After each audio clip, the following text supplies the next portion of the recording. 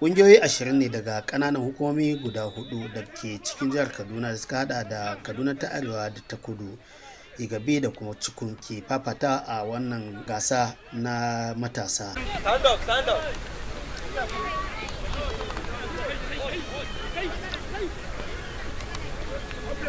Gasan bayan manufarsa na gano hasikayen wasa da za su buga a manyan ƙungiyoyin Najeriya da kuma ƙasashen Turai, yana da manufar karfafa haɗin kai tsakanin al'umma a cikin jihar.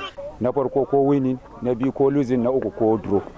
Allah ya kaddara cewa ba za mu ci kwallon mu ba. Duk abin da za mu iya kokarin mu ga mun samu nasara, yara sun riga sun yi.